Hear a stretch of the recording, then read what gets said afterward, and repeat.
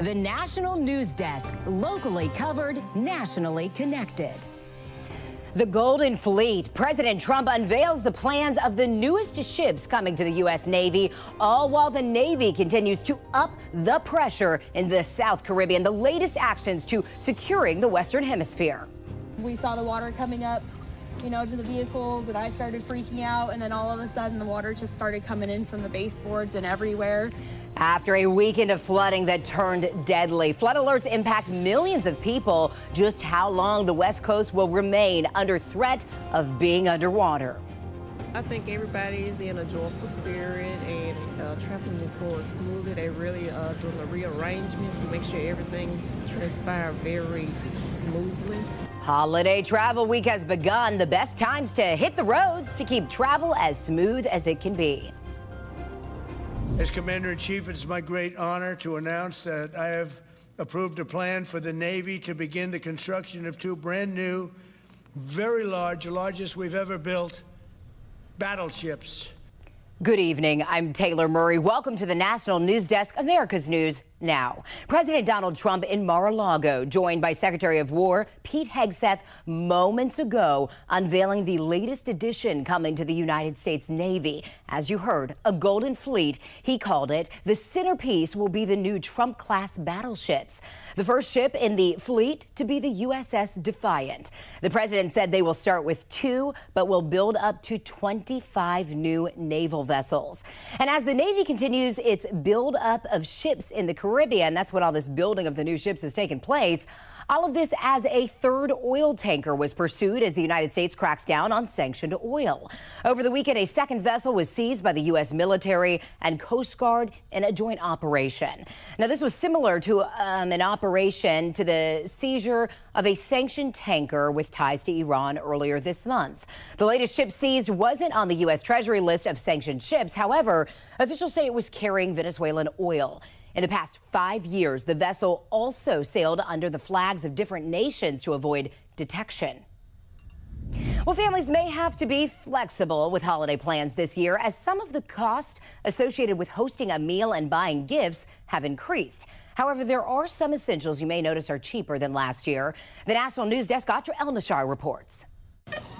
Persistent inflation this holiday season may have you checking your shopping list twice. Preparing for the big family dinner, Americans may find themselves leaving those beef roasts or steaks on the shelf. Beef prices are up almost 16% from last year. Reaching instead for pork chops or a ham could make for a more frugal feast, as pork product prices have either dropped or are comparable to last year. Over in the liquor section, it may serve you in the long run to stock up. Industry experts say prices will only rise from here as the effects of new 15% tariffs on all European wine and spirits impact new orders. All of those beautiful French, Italian, Spanish wines that we're used to seeing on the store shelves, I think you're going to start to see fewer and fewer of those. In this video to customers, Allison Eggman, CEO of Ambassador Wines of Washington, says even domestic producers like them are caught in the crosshairs of President Trump's trade war. Most of the packaging that we use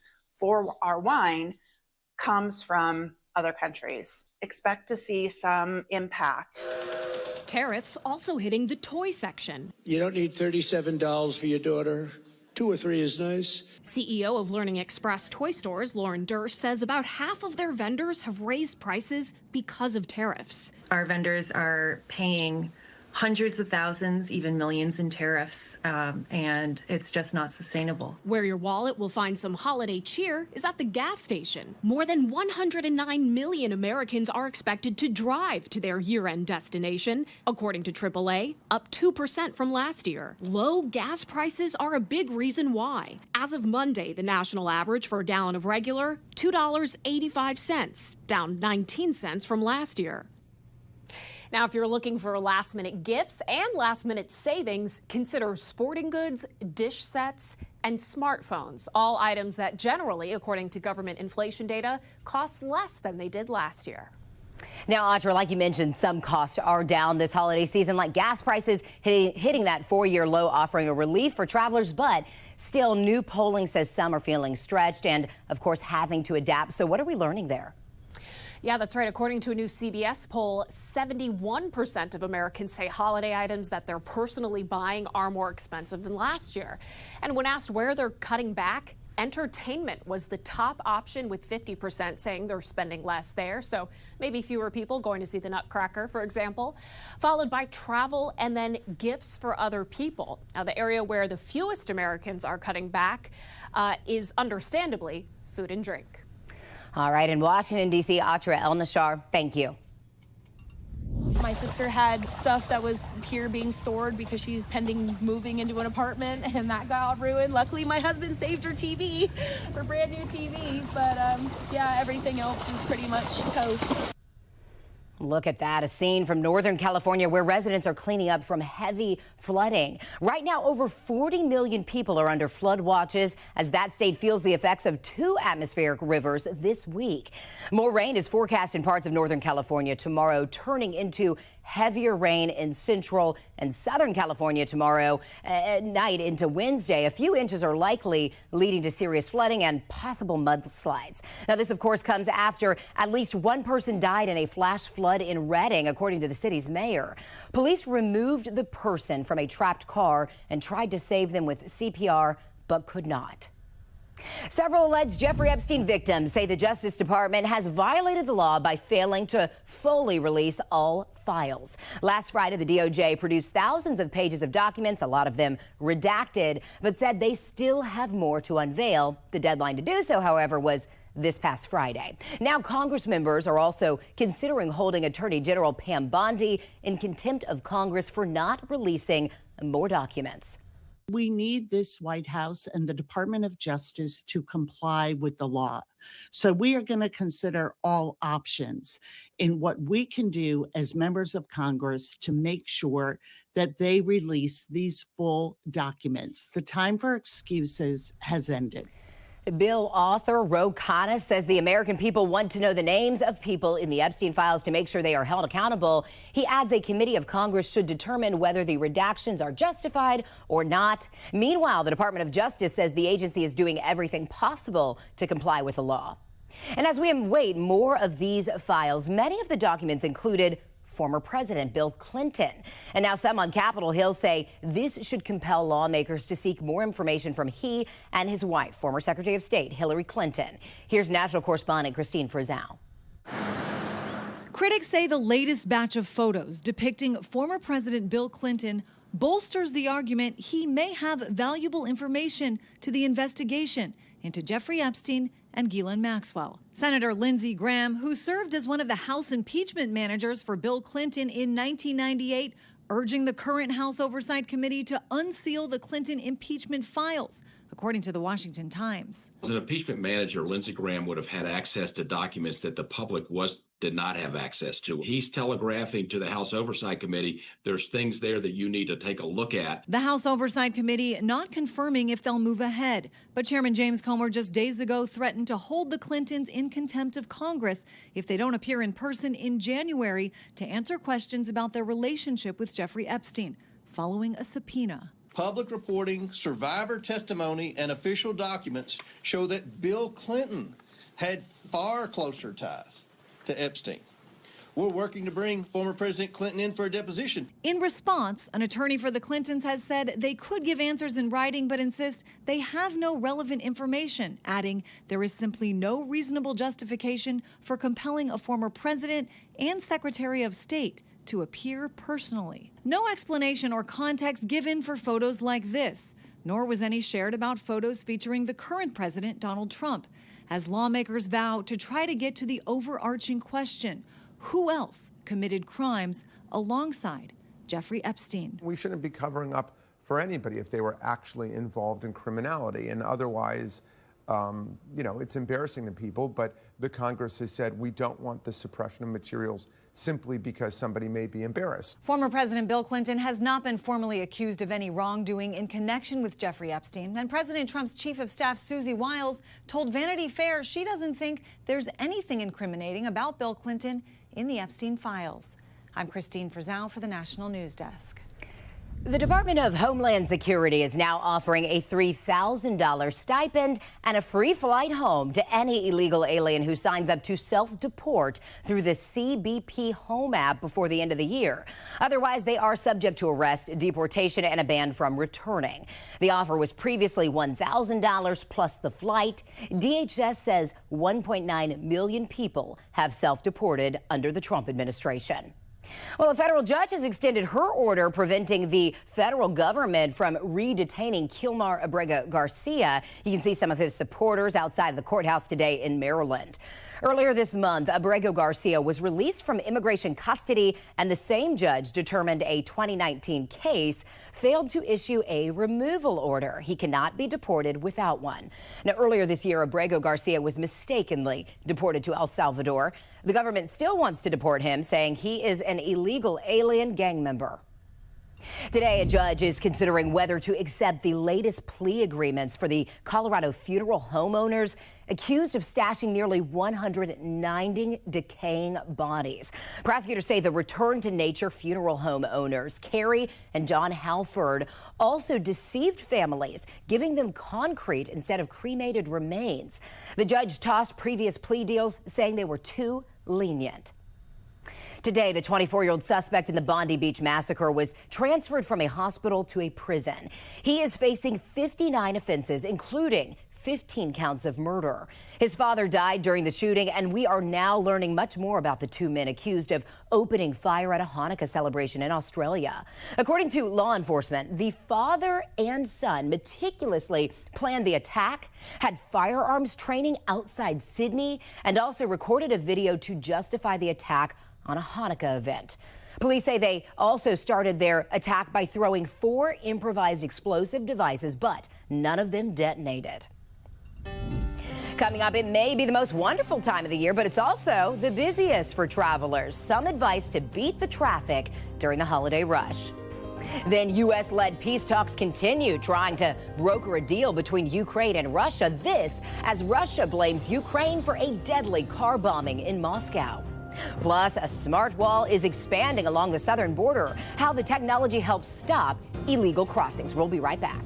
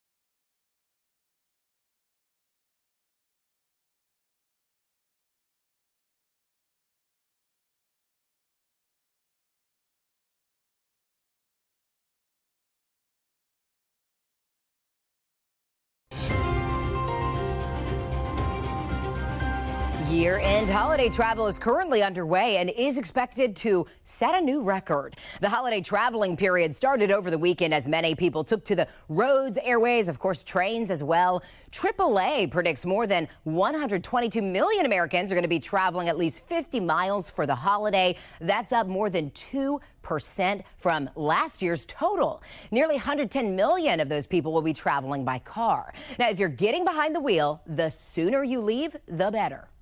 Early mornings are the best. Those are the times that you're going to have the lighter traffic. Also, you don't have the buildup and more opportunities for there to be crashes or construction later in the day. By the way, the national average price for a gallon of regular gas is $2.85 today. According to AAA, that's down a penny from yesterday's national average of $2.86. And a week ago, the price of gas was 6 cents more per gallon at $2.91. The average a month ago was 24 cents more per gallon at $3.09. And hey, a year ago, the average gallon of gas was 19 cents more than today's average at $3.04. Well, Instacart is ending its controversial pricing program. Some customers saw different prices for the same product ordered at the same time from the same store when using that delivery service. They say it was part of a market research program to learn what kinds of prices customers would pay for items. Instacart denies that it was dynamic or surveillance pricing, but acknowledges that the test raised concerns with its customers. This comes as last week, in a separate case, Instacart agreed to pay $60 million in customer refunds to settle federal allegations of false advertisement and undisclosed fees. Instacart denied these allegations as well. The Trump administration is suspending federal leases for 5 offshore wind projects under construction. The administration cited unspecified national security risk, and according to the Interior Department's press release, they noted the potential for wind turbine movement and light reflectivity to interfere with radar. The action affects projects off the coast of Massachusetts, Rhode Island, Connecticut, Virginia, and New York. And last year, Sweden blocked new wind farms over similar concerns. Another round of peace talks underway in an effort to end the war in Ukraine. Over the weekend, a rep for Russian President Vladimir Putin met with Steve Witkoff and Jared Kushner in Miami. Russia says talks were constructive, but no major breakthrough has been announced. Last week, in his year-end press conference, Secretary of State Marco Rubio said these high-profile meetings are not standalone events. These are the meetings you know about, and everybody kind of focuses on them as big events, but there's work happening all the time that lead up to those meetings and follow those meetings. Despite any progress made over the weekend, a Russian military general was killed in a car bomb earlier today. Russia's investigative committee confirmed the death and blames Ukrainian intelligence services. Russian authorities say Ukraine has been behind several assassinations of military officials and public figures since the war started nearly 4 years ago. Also in Miami this weekend, officials from Turkey, Qatar, and Egypt spoke with U.S. negotiators about next steps for peace in the Middle East. According to Turkey's foreign minister, they believe phase 2 of the Gaza peace plan will begin early in 2026. Now, part of that plan, of course, is the rebuilding of the war-torn enclave into a high-tech coastal city. National correspondent Kayla Gaskins joins us from Washington with more on President Trump's ambitious yet controversial vision. Turning a war-torn enclave into a world-class futuristic city filled with beach resorts and high-tech trains. That's the blueprint behind Project Sunrise, a Trump administration proposal pitching Gaza's reconstruction, obtained by the Wall Street Journal. U.S. officials say a team led by Jared Kushner and Middle East envoy Steve Witkoff developed the plan over the past month and a half. A 32-page presentation outlines a 4-phase rebuild, starting with humanitarian relief and ending with a luxury development along Gaza's coast. But critics say the plan is detached from the realities on the ground. We spoke with Kobe Michael, a senior researcher at the Israeli-based Institute for National Security Studies at Tel Aviv University. I think that the idea that such a plan was introduced indicates about the huge gap of the American understanding about the Palestinian society. The $112 billion 10-year plan would be anchored by nearly $60 billion in U.S. grants and loan guarantees, but it's contingent on Hamas fully disarming, a key reason critics question whether investors would take the risk. You're not going to convince anyone to invest money in Gaza if they believe another war is going to happen in 2 to 3 years.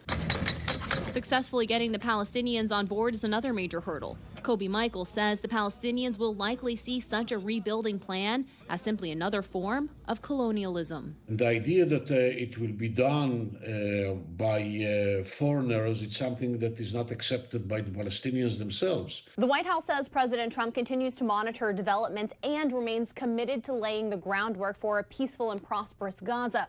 Israeli Prime Minister Benjamin Netanyahu is set to visit Trump at Mar-a-Lago on December 29th.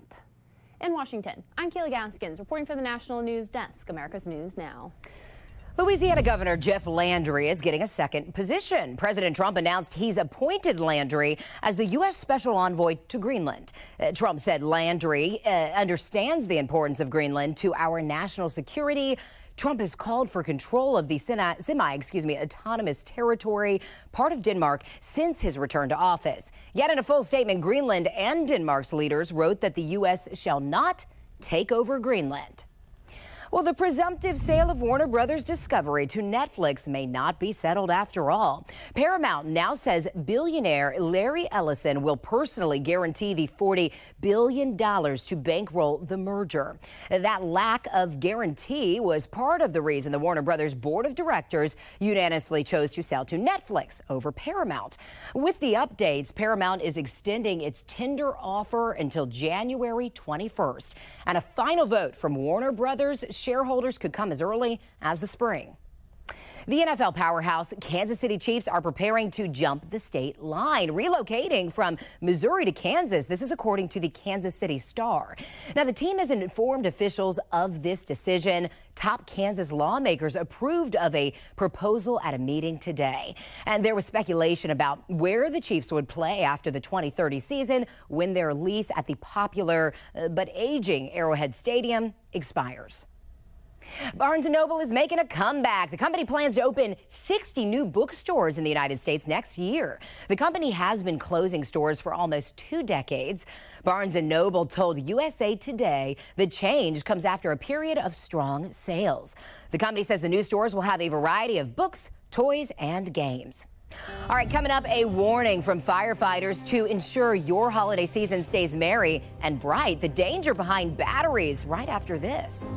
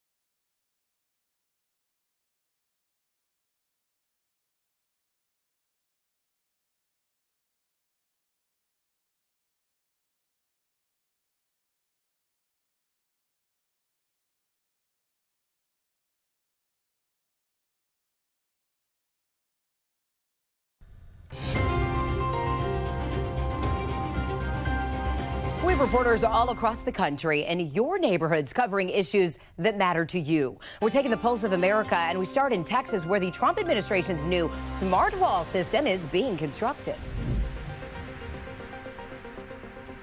The idea of the smart wall is to layer border security measures. It's being fast-tracked here in Texas, which means we could see big changes at the border in the next few years. Here's how it would look. There are 3 main projects being announced in Texas. We're going to start with the Del Rio sector. 22 miles of wall will be installed there, along with 13 miles of detection technology in places where barriers already exist. There were 2 other projects announced here earlier this year for 32 miles of wall and 60 miles of buoys in and around Eagle Pass. The Laredo sector is also seeing major funding in this announcement. News 4 told you a few weeks ago that the city was preparing to see border wall for the first time ever. The federal government solidifying those plans now. The co-founder of the University of Washington's Jewish Alumni Association cannot believe no one has yet been charged for a crime after the occupation and vandalism by pro-Palestinian protesters at the IEB in May. Free Palestine! Well, we're really disturbed by it. It happened 228 days ago, and there were 34 arrests, $1 million in damage, but 0 charges have been filed. What's been the problem? What we've got to get are cases that we know will hold up in court. Como News has repeatedly asked the University of Washington and UW PD for information that has already acknowledged there is no surveillance video from the building. We filed 9 public disclosure requests that have been rejected, citing an active investigation. They're in everything. Smartwatches, laptops, obviously electric cars, even the e-scooters that we see everywhere around. Lithium batteries are little packages that pack a lot of power. I just think over the last couple of years, the amount of fires that have been reported due to these batteries has doubled. I just think now, as time goes on and continues, it's just going to get more and more because they're using more and more things and they're just everywhere. Take a look. In recent years, fire departments across southern New England and beyond have posted the disastrous results of lithium battery misuse. This year, in the state of Massachusetts alone, the Department of Fire Services reported 90 fires caused by lithium batteries. From using third-party charging cables not provided by a product's manufacturer to improper storage, Lieutenant Blaze says it's that easy to catch a spark. Coming up, America could have a new millionaire before Christmas Day. The historically huge Powerball jackpot up for grabs tonight, right after this.